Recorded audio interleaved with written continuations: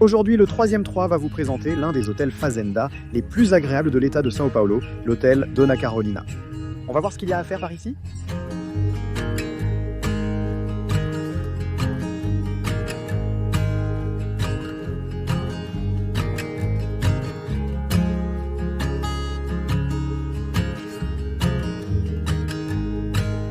L'hôtel Dona Carolina se trouve à 110 km de São Paulo. On est arrivé ici en un peu plus d'une heure et demie en voiture. Et on va vous montrer tout ce qu'il y a de sympa à faire ici. D'abord, parlons de la structure du Dona Carolina. Situé sur un immense terrain à Itatiba, cet hôtel Fazenda centenaire est synonyme de nature et de beaucoup de divertissement en plein air. Il y a des dizaines d'endroits parfaits pour prendre de nombreuses photos avec des vues incroyables. Les bâtiments y sont tous de l'époque coloniale et parmi les espaces communs, il y a une salle de jeu pour enfants et un parking gratuit. Il y a même une borne de recharge pour voitures électriques. Il est tout à fait normal de croiser quelques petits animaux se promenant librement dans l'hôtel. Les siriemas sont même devenus nos amis et ont posé comme modèle pour nous.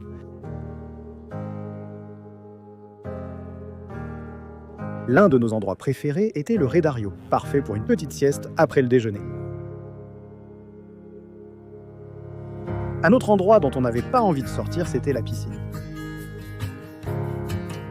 Y a-t-il quelque chose de mieux que de prendre un bain de soleil et de commander une boisson? J'ai choisi un Negroni et il était parfait. C'est autour du lac que se déroulent beaucoup des activités proposées par Dona Carolina, comme la balade en calèche, les jeux avec les animateurs, le kayak et la tyrolienne super amusante que nous avons faite plusieurs fois.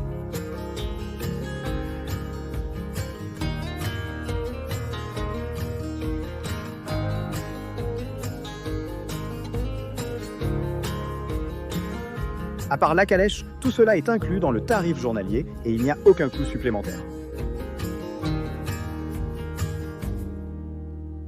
Pour accéder aux chambres, vous empruntez un tunnel souterrain jusqu'à l'autre bâtiment. Ces hébergements sont des attractions à part entière, très confortables et accueillantes. J'avoue que s'il n'y avait pas autant de choses à faire, ce serait génial de passer plus de temps dans la chambre.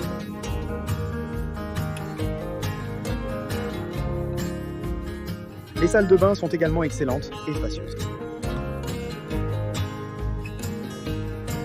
Toutes avec des produits de l'Occitanie.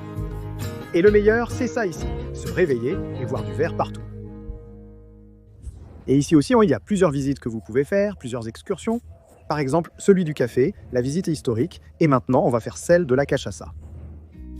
Lors de la visite de la cachaça, vous allez tout apprendre sur la fabrication de la fameuse branquinha, de la canne à sucre jusqu'au bar. Fernando, qui connaît tout sur la cachaça, explique tout le processus de fabrication. C'est le chemin que le jus de canne parcourt pour être fermenté et distillé. Bien que Dona Carolina ne produise plus de cachaça, il possède encore plusieurs fûts de la boisson en vieillissement.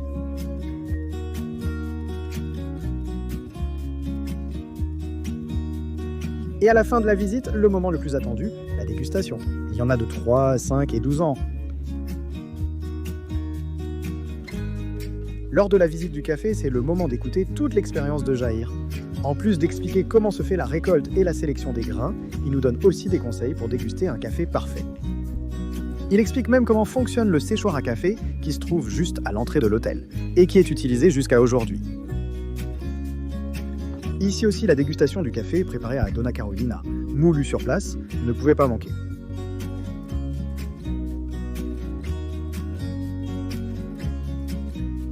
Et je vais vous donner un petit spoiler, c'est un délice.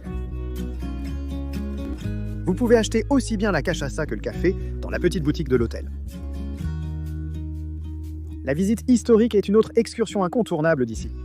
Le professeur Marcos raconte toute l'histoire de l'époque de la ferme Jaboticabal, en passant par les pièces de la maison coloniale construite en 1872 par Madame Carolina et son mari. Cette partie de l'hôtel est pratiquement un musée rempli de reliques de l'époque et le professeur nous raconte diverses curiosités sur chacune d'elles. Saviez-vous qu'ils ont même déjà tourné un film ici ?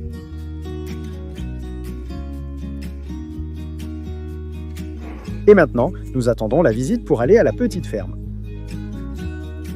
C'est certainement l'excursion que les enfants vont préférer. D'abord, tu montes dans un tracteur pour aller jusqu'à la petite ferme de Donna Carolina. Et là-bas, tu apprends d'abord à traire une petite vache, avec même la possibilité de goûter du lait fraîchement tiré. Et ensuite, tu as un petit moment pour rencontrer tous les petits animaux qui vivent là-bas.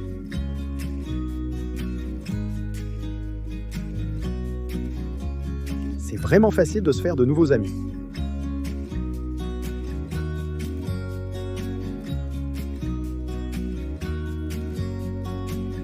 Et ils sont tous très dociles. Certains peuvent même te surprendre. Là, on va faire une balade à cheval maintenant, ici. C'est une activité payante en plus, au Donna Carolina. L'hôtel possède 2 centres équestres, qui accueillent aussi bien les personnes expérimentées que celles qui n'ont jamais monté à cheval.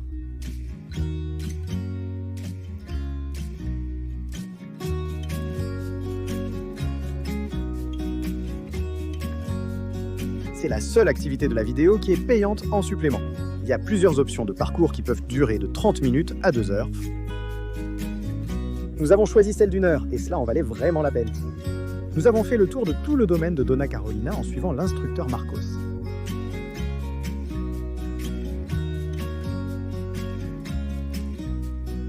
Il y avait même une vue panoramique de l'hôtel à la fin. Un autre point important ici, c'est le régime de pension complète.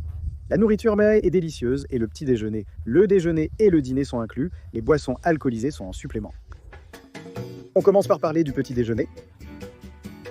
Ce qui est bien avec ce repas, c'est qu'il est servi directement dans l'immeuble des appartements, donc il n'est pas nécessaire d'aller jusqu'au restaurant. Ce petit déjeuner est vraiment complet, avec des jus, des fruits et des yaourts que vous vous servez vous-même. Et pendant la pandémie, vous choisissez les pains, les viennoiseries et les salés, et ce sont les serveurs qui vous servent, afin d'éviter le contact des clients avec la nourriture.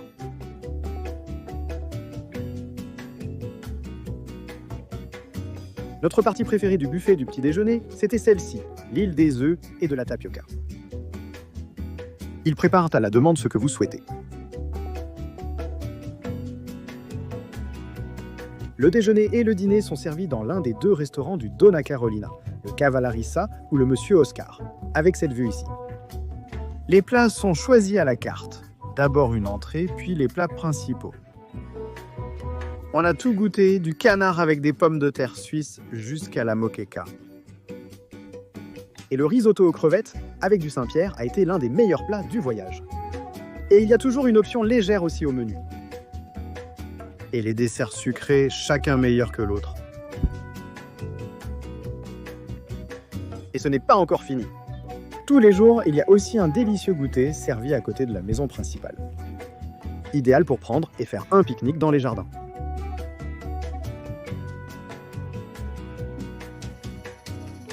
Alors, est-ce que vous avez aimé cet hôtel? Les prix et les tarifs se trouvent dans les liens de l'article de la vidéo 3en3.com.br Donna Carolina. N'oubliez pas de mettre un like et de vous abonner à notre chaîne, d'accord? Merci et à les prochaines.